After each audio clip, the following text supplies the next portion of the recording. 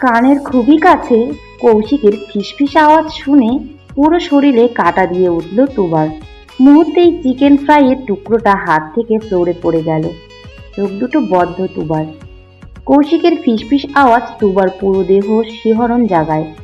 কৌশিক ছোট ছোট করে তুবার ঘাড়ে ঠোঁট ছোঁয়ালো, ব্যাকুল কণ্ঠে ডাকলো, জান, হুম। বিয়ের কথা বাসে জানিয়ে দে। আমি আর অপেক্ষা করতে পারছি না। তোকে খুব করে কাছে পেতে মন চায়। কাছেই তো আছি। এভাবে না, তোকে পুরোপুরি আমার করতে চাই। নিচের নামে লিখে নিতে চাই, যেখানে এক চুল পরিমাণও হারানো ভয় থাকবে না। তোর প্রতিটা রাত কাটবে আমার বুকে। আদরে আদরে ভরিয়ে দেব তোকে। এতটা আদর দেব যে তুই দিশাহারা হয়ে পড়বি। তোকে গভীরভাবে ছুঁতে ইচ্ছে করছে জান। তোকে গভীরভাবে ছুঁতে ইচ্ছে করছে জান। তুবা চোখ মেলে তাকালো, ঘাড়ে ঠোঁট ডুবিয়ে রাখা কৌশিকের মাথাটা নিজের সাথে চেপে ধরল। কৌশিকের মুখটা গিয়ে ঠেকলো তুবার গলায়, লম্বা উঁচু নাকের ডগায় ঘষা খেলো গালের সাথে। খোঁচা খোঁচা দাড়ির ছোঁয়ায় ছুঁচের মতো বিঁধেছে গলায়। পুরো ঠোঁট দুটো তখনই পাগলামিতে ব্যস্ত। সেই অবস্থায় তুবা মিনমিন করে বলল, আর একটু ধৈর্য ধরুন। আর কয়েক মাস পরেই তো আমার ইন্টার ফাইনাল এক্সাম। পরীক্ষাটা হয়ে গেলে তারপর না হয় জানাই। ততদিনে আমিও একটু সাহস চুকিনি। জানেন তো, মাকে আমি খুব ভয় পাই। তারপর বলতে দিবি তো পাক্কা? হুম। কৌশিক আলতো হাসলো, দু হাত তুবার পিঠে রেখে নিজের সাথে গভীরভাবে মিশিয়ে নিল। উন্মুক্ত গলদেশে ছোট ছোট চুমুতে ভরিয়ে দিল। তুবা হাঁসফাঁস করে উঠল যেন।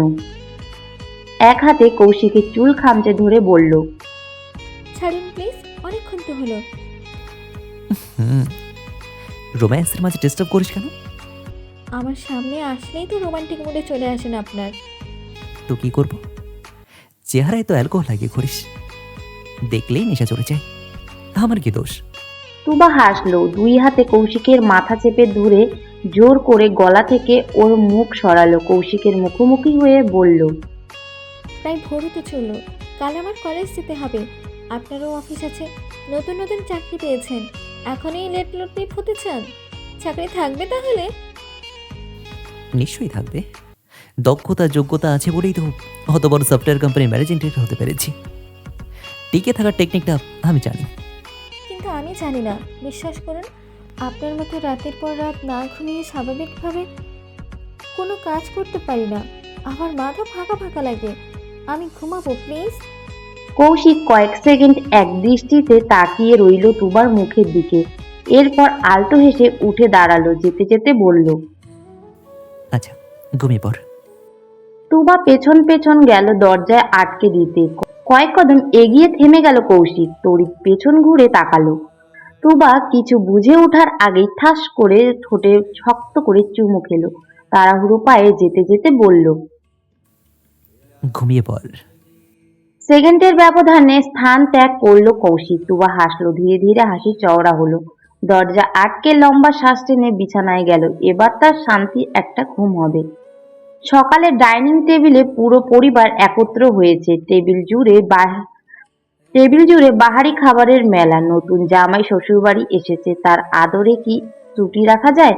বাড়ির রমণীগণ চারিদিক থেকে রাতুলকে ঘিরে রেখেছেন। যে যা বানিয়েছে এক এক করে রাতুলের প্লেটে সাজাচ্ছেন। অসহায় রাতুল চুপচাপ দেখছে শুধু। এত খাবার সে একা কেন? তার 14 গোষ্ঠী মিলেও খেতে পারবে না। লজ্জায় কিছু বলতেও পারছে না। মিনিটের ব্যবধানে বাচ্চারা সবাই নিচে নেমে এলো। তুবা, নীরব এবং রিয়া একেবারে কলেজে যাওয়ার জন্য তৈরি হয়েই নিচে নেমেছে। তুবা আর নীরব একই ক্লাসে পড়ে। দুজনেই এবার এইচএসসি পরীক্ষা দেবে। রিয়া এবার অনার্স দ্বিতীয় বর্ষে পড়ে। কৌশিক এবং মৌমিতা যমজ। মৌমিতা কৌশিকের চাইতে 1 মিনিটের বড়। গত বছর মাস্টার্স কমপ্লিট করেছে দু ভাই বোন। কৌশিক এখন একটা সফটওয়্যার কোম্পানিতে চাকরি করে। সবাইকে তৈরি হয়ে নিচে নামতে দেখে রাতুল খাওয়া থামিয়ে দিল, হেসে প্রশ্ন করল, তোমরা কোথায় যাচ্ছ নাকি? তুবা জবাব দিল, কলেজে যাব ভাইয়া। সামনে আমার আর নীরবের এইচএসসি এক্সাম। অলরেডি অনেক ছুটি কাটিয়ে ফেলেছি। রাতুল চিন্তায় পড়ে গেল। চিন্তিত মুখে মৌমিতার দিকে তাকালো, চোখের ইশারায় কিছু একটা বোঝালো। মৌমিতার কপালেও ভাঁজ পড়েছে, সেও চিন্তিত স্বরে বলল, সে কি, আজ থেকেই তোরা স্কুল কলেজ অফিস যাওয়া শুরু করে দিচ্ছিস? আমি যে তোদের জন্য সারপ্রাইজ প্ল্যান করে রেখেছি, ধুর, সব ভেস্তে গেল। সারপ্রাইজ নাম শুনে তুবা রিয়া নীরব আগ্রহী চোখে তাকালো। তুবার আগ্রহ যেন 2 গুণ বেশি, ছটপট করে বলল, কি সারপ্রাইজ মৌ আপু? তোর দুলা ভাই আর আমি তোদের নিয়ে কক্সবাজার ঘুরতে যাওয়ার প্ল্যান করেছি। ভেবেছিলাম সারপ্রাইজ দিব তোদের, কিন্তু সারপ্রাইজ দিতে গিয়ে আমি নিজেই শকড হয়ে গেলাম। কৌশিক কাঁটা চামচ দিয়ে সালাড তুলে মুখে দিতে দিতে বলল, কবে যেতে চাইছিস? আজকেই রওনা হবে ইয়ার। সন্ধ্যায় বের হওয়ার প্ল্যান ছিল। তোর দুলা ভাই তো হোটেলও বুক করে ফেলেছে। আজকেই? ভ্রু কুঁচকে প্রশ্ন করলো কৌশিক। মৌমিতা গদগদ হয়ে জবাব দিল, তুই অন্তত না করিস না ভাই, বাবাকে আমি রাজি করিয়ে ফেলেছি, এখন তুই হ্যাঁ বললেই হবে। কৌশিক সরাসরি তাকালো নিজের বাবার দিকে। জামাল সাহেব খাওয়ার ফাঁকে ফাঁকে ছেলেদের কথা শুনছেন। কৌশিক তাকাতেই তিনি খেতে খেতে জবাব দেন, জামাই আবদার করেছে তোমাদের নিয়ে ঘুরতে যাওয়ার। ছুটি ম্যানেজ করতে পারলে সবাই ঘুরে আসো। তুবা আর নীরবের পরীক্ষার এখনো অনেক দেরি আছে। এখন তোমরাই ভালো মন্দ ভেবে সিদ্ধান্ত নাও, ঠিক আছে? এর মধ্যে তার খাওয়া শেষ হয়ে গেছে। তিনি রাতুলের থেকে বিদায় নিয়ে চলে গেলেন। একে একে লুৎফত সাহেব এবং তৌহিদ সাহেবও চলে গেলেন। তুবা আগ্রহী চোখে তাকিয়ে আছে কৌশিকের দিকে। মনে মনে দোয়া করছে কৌশিক যেন রাজি হয়ে যায়। অনেকদিন পর সবাই মিলে ঘুরতে যাওয়ার সুযোগ হয়েছে সমুদ্রের তীরে। কৌশিকের হাতে হাত রেখে হাঁটবে তুবা, সূর্যোদয় সূর্যাস্ত দেখবে। প্রিয় মানুষের সাথে প্রকৃতির অপার সৌন্দর্য উপভোগ করার সুযোগ বারবার আসবে নাকি? তুবার ছটপট মুখের দিকে শান্ত চোখে তাকিয়ে রইল কৌশিক। ওর মুখটা দেখে বেশ বুঝতে পারছে তুবার ঠিক কি চায়। তবে সে চিন্তায় আছে ছুটি ম্যানেজ হবে কিনা। তবে তুবার আগ্রহ ভরা মুখের দিকে তাকিয়ে 7-5 মাথা থেকে ঝেড়ে ফেললো কৌশিক। মাথা নেড়ে বলল, ঠিক আছে, দেখছি ছুটি ম্যানেজ করতে পারি কিনা।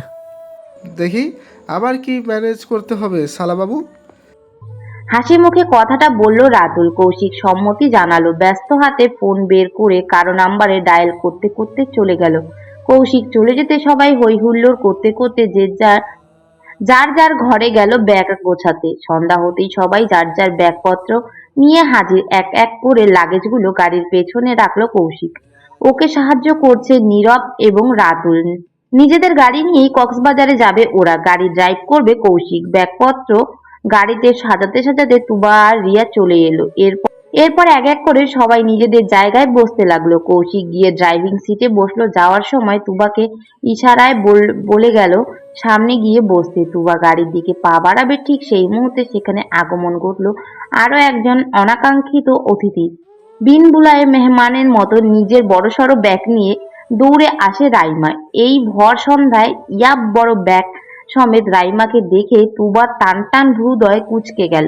অবাক হয়ে মুখ ফসকে বলেই ফেলল, আপনি কেন এসেছেন আপু? রাইমা ততক্ষণে গাড়ির কাছাকাছি চলে এসেছে। কনকচাপা বেগম গাড়িতে বাচ্চাদের জন্য খাবারের ব্যাগ রাখতে রাখতে বললেন, আমি তো তোদের জানাতেই ভুলে গেছি, রাইমাও তোদের সাথে যাবে। তোরা সবাই মিলে আনন্দ করবি। মেয়েটা কাছাকাছি আছে যখন, ঘুরে আসুক, ওরও মন ভালো হবে, তাই ওকে ডেকে নিয়ে এসেছি। ভালো করছি না?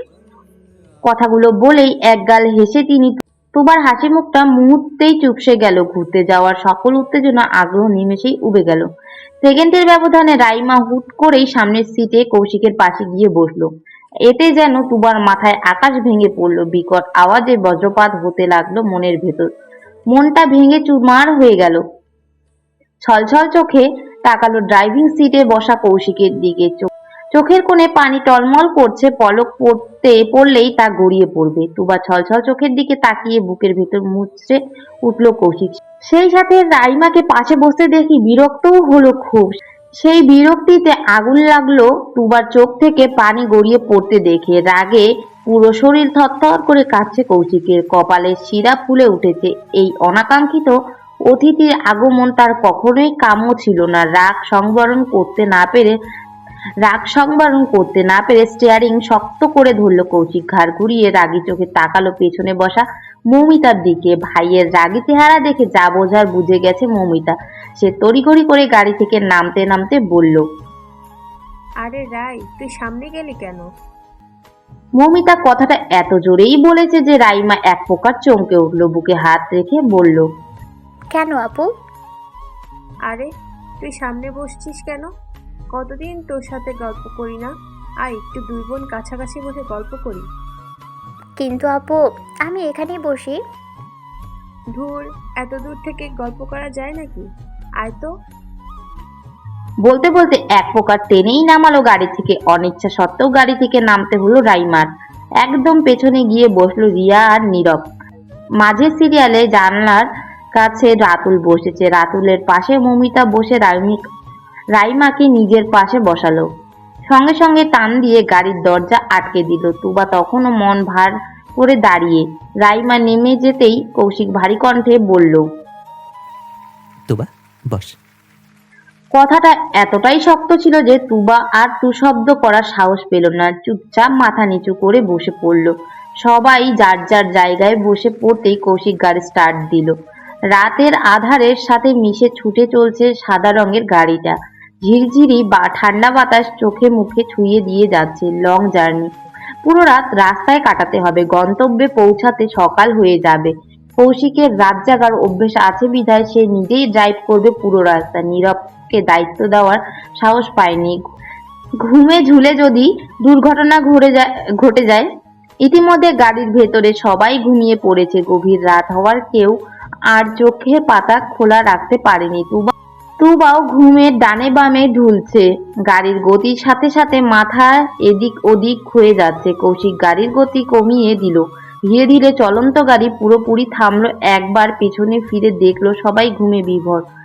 সবার ঘুমে যাতে ব্যাঘাত না ঘটে তাই গাড়ির ভেতর জ্বলতে থাকা লাইট আস্তে করে নিভিয়ে দিল। এরপর তাকালো তুবার দিকে।